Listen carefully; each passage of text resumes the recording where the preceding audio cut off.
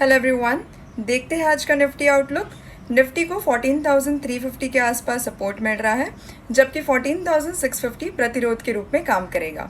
Bank Nifty की बात करें तो बैंक निफ्टी को 32,000 के आसपास सपोर्ट मिल रहा है, जबकि 32,900 प्रतिरोध के रूप में काम करेगा।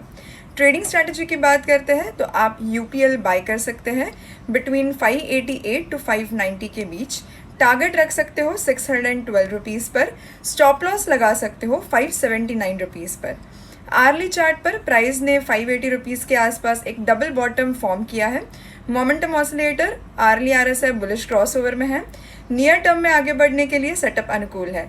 बताए हुए स्टॉप लॉस को लॉन्ग पोजीशंस के लिए होल्ड करें। ट्रेडिंग आइडियाज़ देखते हैं। So for time period 1 to 14 days के लिए आप bank of Baroda April future buy कर सकते हैं बिटवीन 63.5 टू 64 रुपीज़ के बीच। आप स्टॉप लॉस लगा सकते हो 62.45 रुपीज़ पर और टारगेट रख सकते हो 65.5 रुपीज़ पर। डेरिवेटिव स्ट्रैटेजी की बात करते हैं तो आप इसे होल्ड कर सकते हो एक्सपायरी तक। आप टाइटन अप्रैल फ्यूचर बाय कर सकते हो बिटवीन 1,478 टू 1,483 के बीच।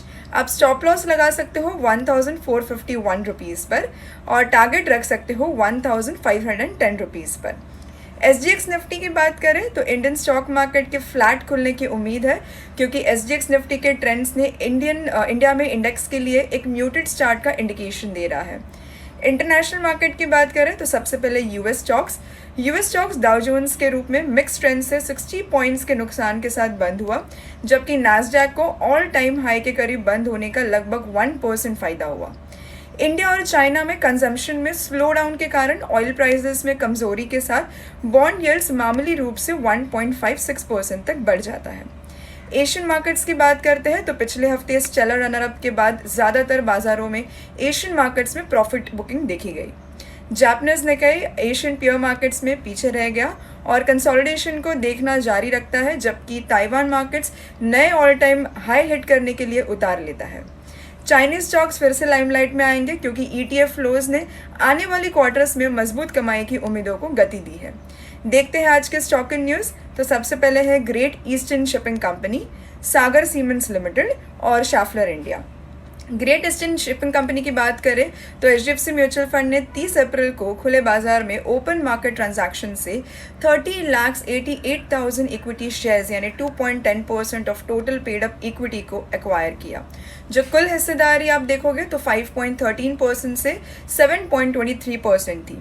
सागर सीमेंट्स लिमिटेड ने अनाउंसमेंट की कि उसके बोर्ड ऑफ डायरेक्टर्स ने इसके होली ओन सब्सिडरी सागर सीमेंट्स लिमिटेड के मर्जर के प्रपोजल को मंजूरी दे दी।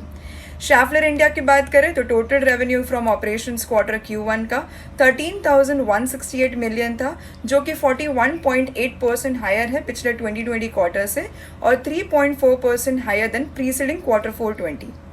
Copper prices actually hit fresh lifetime high for 754.20 per kg, क्योंकि कॉपर की प्राइसेस फ्रेश लाइफ टाइम में 754.20 रुपये पर kg पर पहुंच गई है।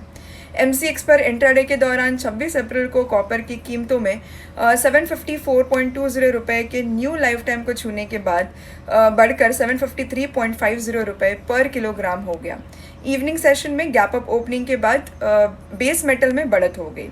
आज के रिजल्ट्स देखते हैं तो Axis bank, Maruti Suzuki, ABB India, Bajaj finance, Britannia industries, HDFC asset management company, Nippon life India asset management, PNB housing finance, CHPL industries, Cochin Malabar estates, gateway district parks, Hatsun agro product, Hindustan zinc, Indag rubber, JTL infra, LKP securities, मॉस्टअप technologies, prism medico and pharmacy, Sanofi India, Sanat Nagar enterprises, sky industries, symphony, Syngene international, Tata investment corporation, TVS motor company, United Breweries, वेसुपीज India और VST industries अपने quarterly results आज announce करेंगी।